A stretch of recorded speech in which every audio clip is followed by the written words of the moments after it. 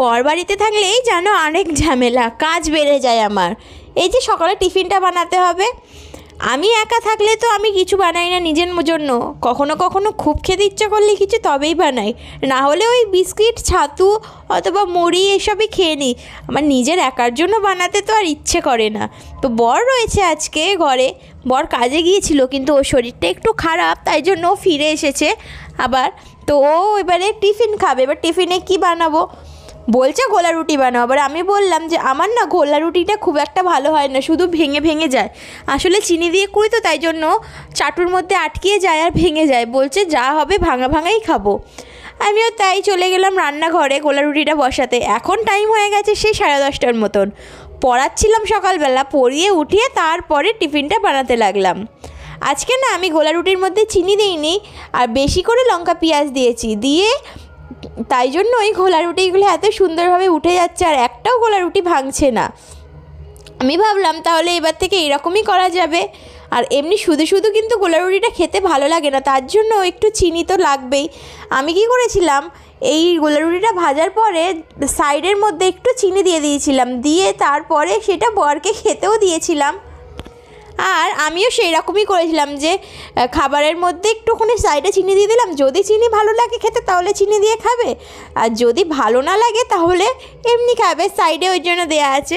তো বরকে খেতে দিয়ে দিলাম আর আমিও তার সাথে খেয়ে নিলাম বানিয়ে। আর গোলা রুটিগুলো তো ঠান্ডা হয়ে গেলে ভালো লাগে না, আর আমি প্রথমে বরকে খেতে দিয়েছিলাম, তারপরে আবার বানিয়ে আমি খেলাম। আর দেখো খাওয়ার পরে কিনে কত বাসন পড়েছে, ওই দিকের বাসনগুলো দেখালাম না, ওইগুলো কালকে রাত্রিরের বাসন। কালকে রাত্রিরে আর বাসন মাজা হয়নি, আর আজকে সকালেও একটু দেরি হয়েছিল ঘুম থেকে উঠতে। এখন এত ঠান্ডা পড়ছে, বুঝতেই পারো যে একটু দেরি হয়ে যায় ঘুম থেকে উঠতে, সবারই হয়, আমারও হয়েছিল, তাই জন্য সকালবেলার বাসনটা মাজা হয়নি, ডাইরেক্ট পড়াতে বসে পড়েছিলাম। আর এখন খাওয়া দাওয়া করে এবারে বাসনটা মাজা শুরু করছি আমি। বাসনটা মাজতে প্রায় 20-25 মিনিট সময় লেগে গেছে। সংসারে কাজের মধ্যে এই একটা কাজ আমার খুব বেশি বিরক্ত লাগে, বাসন মাজা। তো এরকম কার কার কোন কাজগুলো বিরক্ত লাগে আমাকে কমেন্ট বক্সে জানিও। আর দেখো বাসনটা মাজার পরে এবারে আমি চলে এসেছিলাম জামা কাপড়গুলো গোছাতে। আমি এই জামা কাপড়গুলো যতই গোছাই না কেন ততই এরকমভাবে চারিদিকে ঝুলিয়ে ঝুলিয়ে রেখে দেয়, আমার খুব মাথা গরম হয় জানো তো। কিন্তু মাথা গরম হলে কি হবে কিছু কাউকে বলতে পারি না, এই অগত্যা গোছাতে হয় প্রত্যেক দিন, হয়তো একদিন ছাড়া ছাড়া এরকমই করি। তো জামা কাপড়গুলো গোছাচ্ছি। আর এই দেখো তোমাদের সাথে এত কথা বলতে বলতে আমি তো নিজের ইন্ট্রোটা দিতেই ভুলে গেছি। যারা আমার পুরনো বন্ধু আছো তো তাদেরকে তো কিছু বলারই নেই, তারা সবই জানো আমার ব্যাপারে। কিন্তু যারা আমার নতুন বন্ধু আজকে আমার ভিডিওটা প্রথম দেখছো তাদের জন্য বলি, তো নমস্কার বন্ধুরা, আমি সরস্বতী, আর আমার চ্যানেল সরস্বতী পাখিরার ব্লগসে নতুন একটা ভিডিওতে তোমাদের জানাই অনেক অনেক স্বাগত, অনেক ভালোবাসা। আচ্ছা তোমরা সবাই কেমন আছো? আশা করবো তোমরা সবাই খুব ভালো আছো, সুস্থ আছো, আমিও ভালো আছি তোমাদের ভালোবাসায়। তো চলো এই যে ইন্ট্রোটা সেরে ফেললাম, এবারে আসা যাক কাজের কথা। আচ্ছা তোমাদের কাদের কাদের আলমারি ভর্তি জামা কাপড় থাকা সত্ত্বেও কিছু পুরনো পুরনো জামা কাপড়গুলোই ঘরে পরতে ভালো লাগে? আমার তো ভালো লাগে, আমার অনেক জামা কাপড় রয়েছে, আলমারিতে রাখার জায়গা নেই, কিন্তু এই যে পুরনো পুরনো জামা কাপড়গুলো পরেই না আমি কমফোর্টেবল ফিল করি। কিছু কিছু নাইটি আছে একটু রং খারাপ হয়ে গেছে, তাও সেগুলো আমি পরি। আর আমি তো ঘর থেকে বাইরে কোথাও বেরাই না, আর নাইটি পরে তো বেরাই না, তো সেই কারণেই। আর ঘরের মধ্যে আমাকে কেই বা দেখছে কেই বা আসছে, তো যেই রকমই আছে সেই রকম পরেই আমি থেকে যাই। লোকে হয়তো ভাববে আমি ভিখারি, হয়তো ক্যামেরার সামনে আসছি তাও কেন সেজে গুজে আসছি না, কিন্তু আমি আমার নিজের লাইফটা যেরকমভাবে কাটাই সেরকমভাবেই আমি ক্যামেরার সামনে তুলে ধরি তোমাদের কাছে। আমি কখনোই সেজে গুজে অথবা ফিটফাট হয়ে ক্যামেরার সামনে আসি না। জানি সাজানো গোছানো জিনিস মানুষের দেখতে খুব ভালো লাগে, কিন্তু সেইটা কি কখনো রিয়েল হয়? কোনো মানুষ ঘরের মধ্যে কিন্তু সেজে গুজে থাকে না, তারা যেটার মধ্যে কমফোর্টেবল হয় সেটাতেই থাকে, তাই না?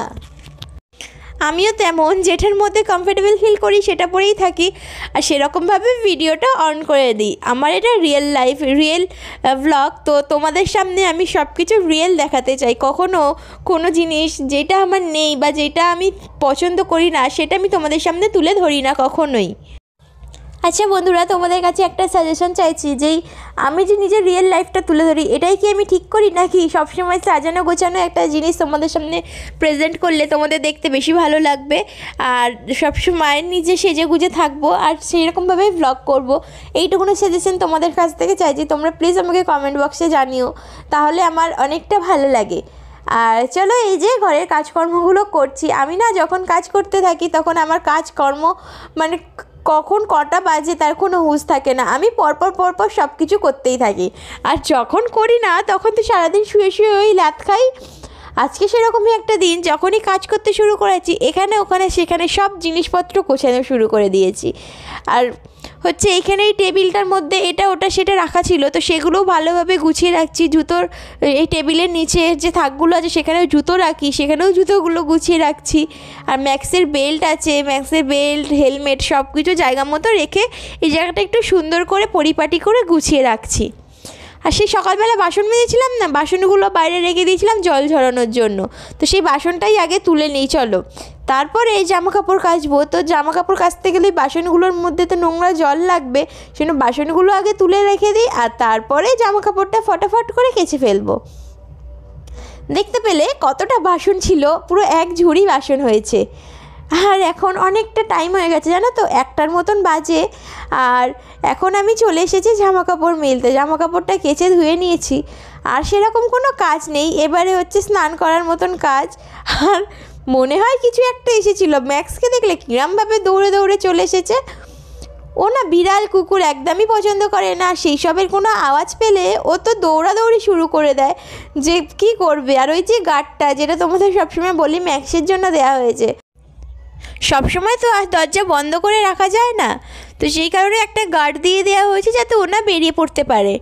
ও খুব বেরিয়ে পড়ে, ও একবার বেরিয়ে পড়লে ওকে ধরা খুব মুশকিল, আর আমি তো পারবোই না ওকে ধরতে। একবার তো ছোটোবেলায় যখন সবে এনেছিলাম, 2-3 দিন হবে ওকে ঘরে এনেছি, আর ও একজনকে তাড়া করেছিল, আমারই একটা মামার ছেলে এসেছিলো বাড়িতে, ওকে পুরো রাস্তা পর্যন্ত তাড়া করেছিল। তখন ওর বয়স কত, 45-46 দিন বয়স, তখন থেকেই ও ওরকমই, তাই জন্য ওকে আটকে রাখি। হয়তো আটকে রাখি বলেই আমরা ভয় পাই যে কোথাও পালিয়ে যাবে, কিন্তু সত্যি কথা আমি খুব ভয় পাই যে কোথাও পালিয়ে গেলে ওকে ধরতে পারবো না। আর তার মধ্যে ও রাস্তার কুকুরদের সাথে মারপিট করতে থাকলে ও আহত হবে, তো সেই কারণেই আমি না ওকে সবসময় এরকমভাবেই রেখে দিই। ও একটু লাফালাফি ঘরের মধ্যে করে কিন্তু বাইরে বেরোয় না।